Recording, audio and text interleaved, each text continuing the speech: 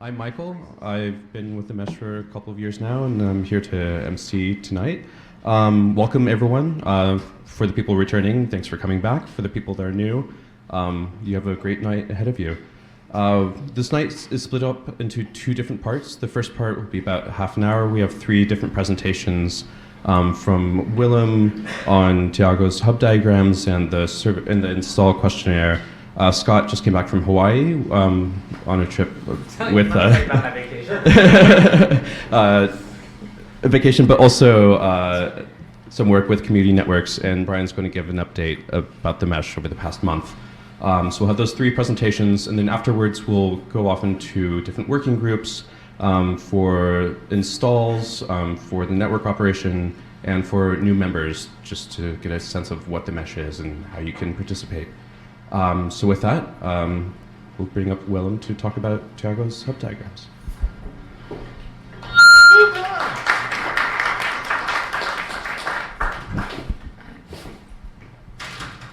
Thank you, Michael. Before I talk about Tiago's excellent work, I just have one announcement to make, and I hope you weren't already going to announce it. I don't want to steal your thunder. Brian, I have some really great news to share. As many of you know, we did this install-a-thon about a month ago on Parkside Avenue, bringing the mesh to Prospect Lefferts Gardens. It was done with a grant from the Internet Society, and on that day, in fact, there were install-a-thons, or chapter-thons as they called them, all over the world. And among all those chapter-thons, we placed first in the chapter-thon contest, I guess. Thanks to Darby and Leslie. Thanks to Darby and Leslie for documenting, for making an amazing video that we submitted to ISOC. And out of that, I think we won a first prize of $3,000. Not sure if that's before or after taxes, but so I've already thanked everyone last org meeting, but just another big round of applause to the video team and also to all of the people who participated in the install-a-thon for making it the best in the world. I just want to present also quickly some work done by Tiago, who's our kind of Greenpoint organizer and who's not here tonight. This work emerges from a small meeting that we had also about a month ago, in which the focus was talking about how to set up hubs and getting more people involved in building hubs. The meeting was open mostly to more experienced install leaders and other people who had expressed interest. And I think we were working on disseminating that information more broadly. But one of the takeaways was that we thought it would be nice to have some really slick diagrams showing how all of our existing hubs work. And Tiago went ahead and did that. So now we have a number of our different hubs, all documented with these nice diagrams that show all of the different routers involved, what ports are connected to what other ports on those routers, and how that's all supported by either a single member in that building or by another location. So for example, you see here at Saratoga, which is one of our biggest and most important hubs in Brooklyn, everything's being powered not from an individual apartment, but from AC power near the roof, I think in the elevator machine room or near it. But although Tiago isn't here, big congrats to him for putting this together. We're going to get this up on the website in the near future, so it's more accessible. The big takeaway from that meeting is it's actually really easy to set up a hub. I had always had this impression that it's this really hard, advanced level thing. And so I think we were successful, and a big thank you especially to Olivier for really leading that discussion at getting more people up to speed on how to make those installations. So that's it for me, and I'll pass it now over to Scott. Where are you posting this? Right now, this is located on the #design channel in Slack, but we aim to post this to the docs eventually, which is docs.nycmesh.net. Tiago and I are going to work on the best way to upload that. But for now, if you're really gung-ho about setting up a hub or want to learn more, check out the hashtag design channel in Slack where they're posted as a PDF. So more to follow. Okay. Over to you, Scott.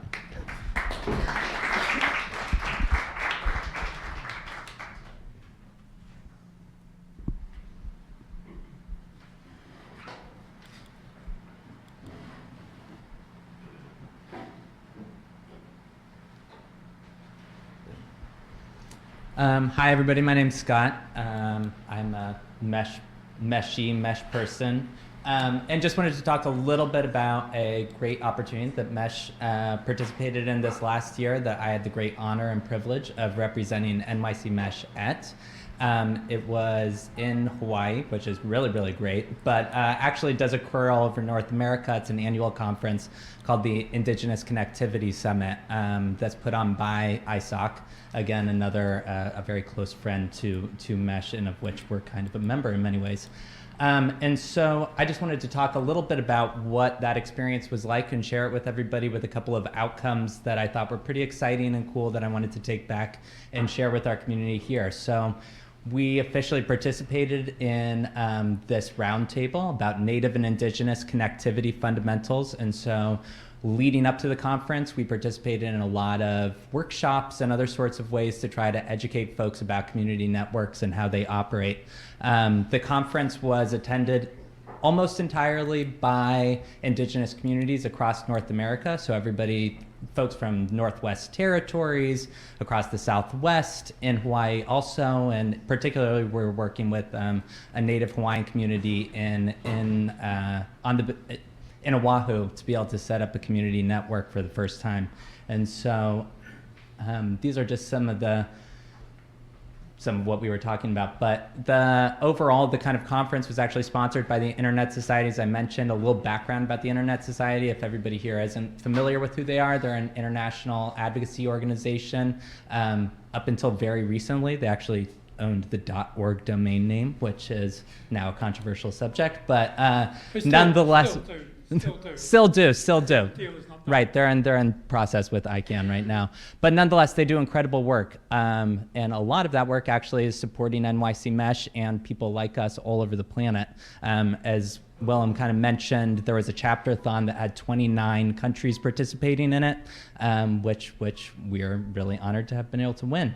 Another big participant in this was an organization called MuralNet, which is really, really cool. I just want to highlight them because everybody should know about the great work that they do. They're really focused on supporting tribes to be able to own the spectrum over their tribal lands and over their sovereign territory.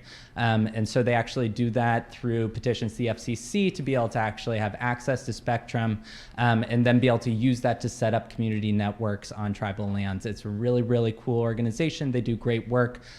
We should absolutely find ways to be their friends and support their efforts, which I'll get to at the end of this very short presentation.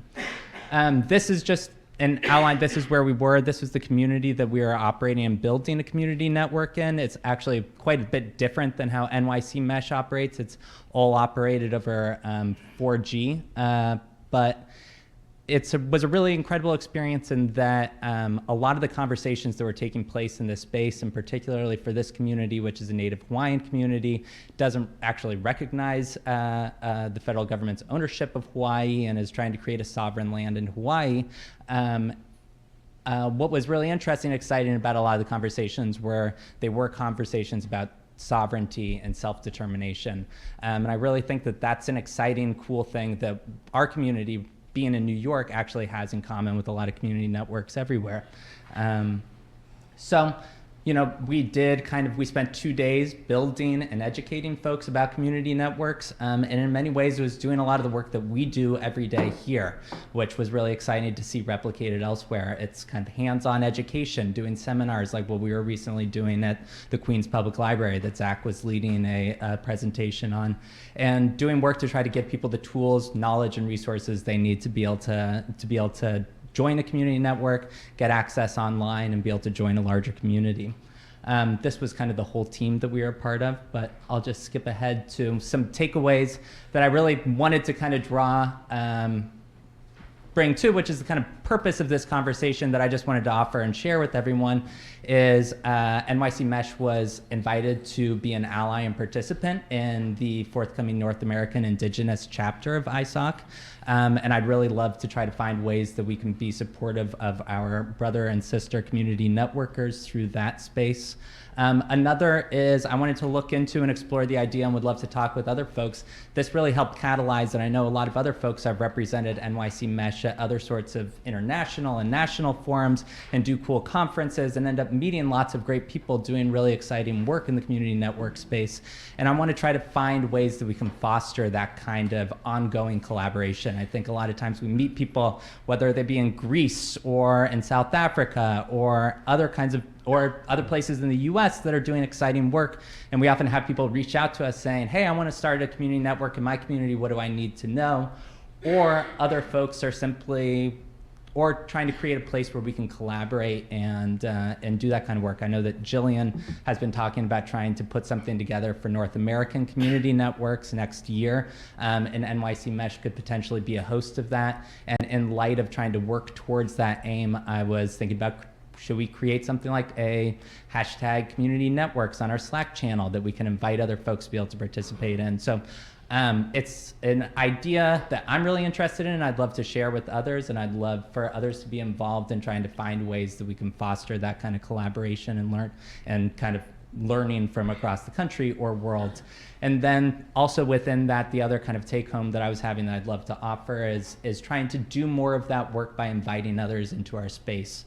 There's a lot of really cool and exciting community networks around the world that are doing really great work. One of the newest ones is this community in Hawaii that was a thrill to participate in. And it'd be a lot of fun to be able to invite folks to do a 5 or 10 minute presentation at some of these org meetings, live stream it here so that we can start building those kinds of relationships with others in other communities. So that is the end of my brief presentation, but just wanted to share with everybody to know that NYC Mesh we're often very much in our bubble in New York here, but I really want to find ways to foster collaboration with other communities that are doing a lot of the same work that we are. So thanks so much for listening, and come talk to me if any of these topics are of interest to you.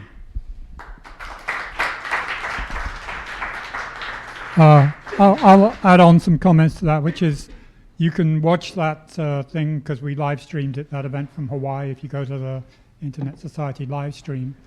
And then apart from that possible SIG or chapter for American Indigenous people, there is a community networking SIG on ISOC which is underused, which should be used.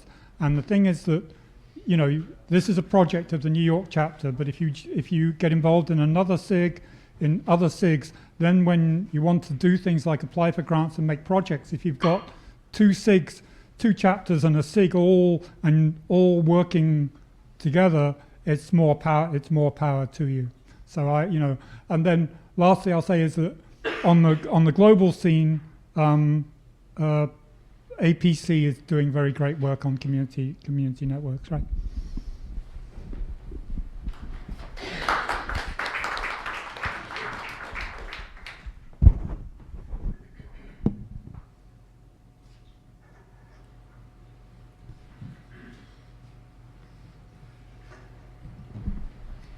Check. Hi, I'm Brian. I'm just going to give a bit of an update on what's been going on. First of all, today we had a bit of an emergency. Our Henry Street hub went down because of the connection to Supernode 1.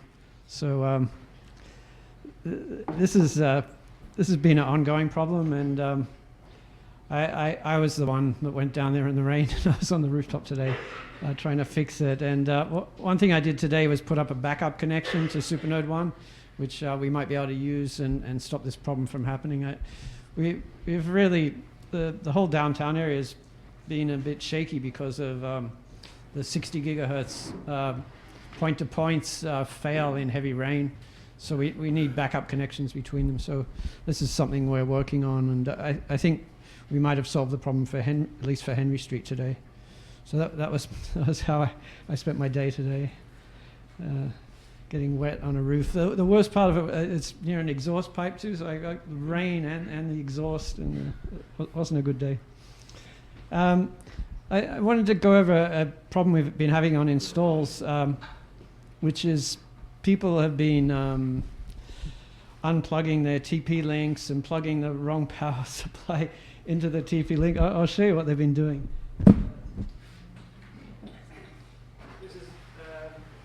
This is a power supply for the OmniTick, and so this goes into the TP link here, and it's really not a good thing because you've got all this. You have all this wiring coming up right next to the TP link, and they've got to try and put that on a shelf and stuff. And what happens is they unplug this and they unplug everything, and they stick the OmniTick power supply into the TP link, and it just smokes and blows up. So this has happened twice in the past few weeks. People have done that. So we got to stop doing this. And what I want to do is, so we just get a coupler on these things and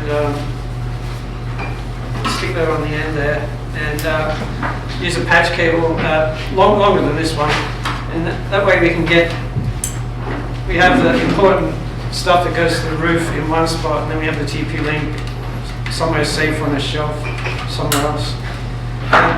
I think we've all got to start doing that because it just doesn't work the way we've been doing it. And also, when you use the outdoor cable, when you haven't got a power supply and you plug it straight into the TP link, that doesn't work either.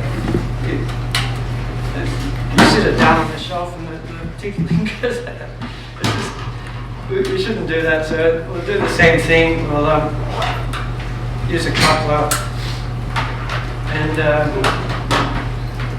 keep the outdoor stuff to a minimum inside the apartment. So you just get it inside the window until power. Oh no, you don't need power. Just get it inside the window and then do the coupler and then do the TP link like that.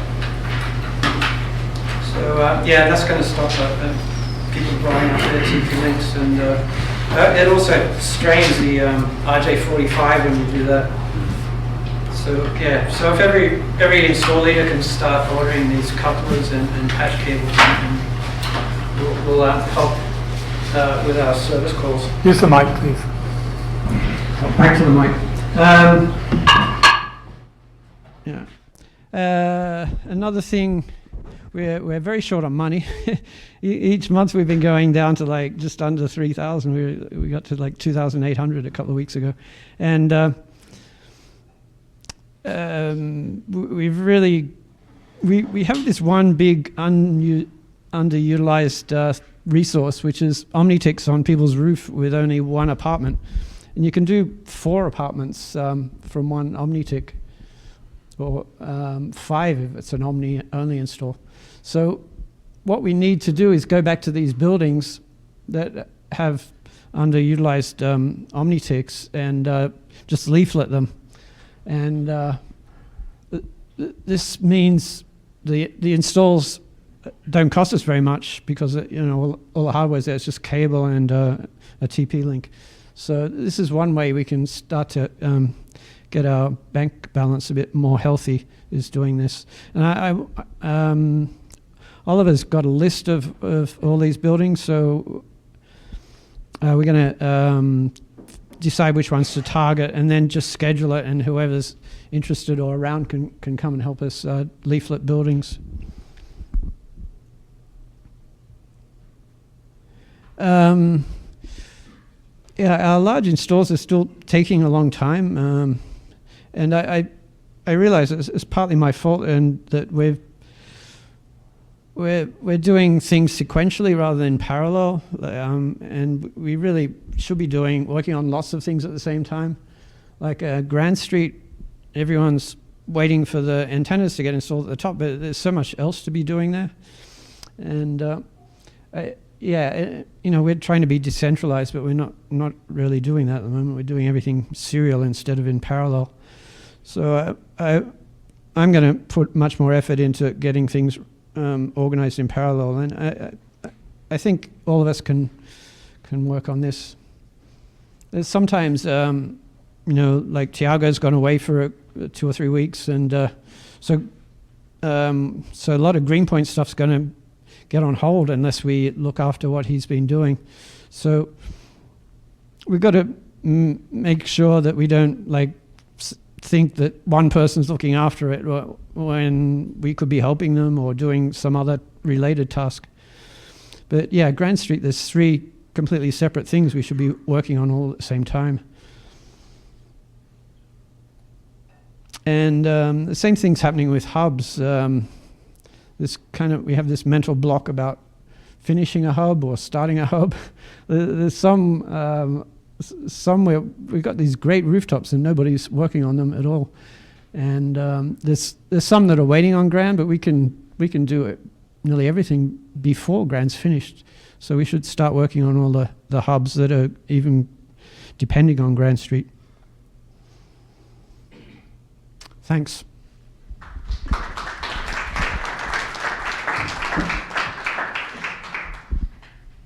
Thanks to Willem, Scott, and Brian for those presentations. So now we're going to go off into our breakout groups. We'll have 3 groups at least. One for new members, anyone that's new to the mesh and wants to know what is this thing. Another one for network operation, and another one for installations. Basically what Brian was just talking about, how can we get more engaged with the hubs and installing more apartments and leafletting apartments as well. So the new members group is going to be way back down the hall, take the right at the end of the hall.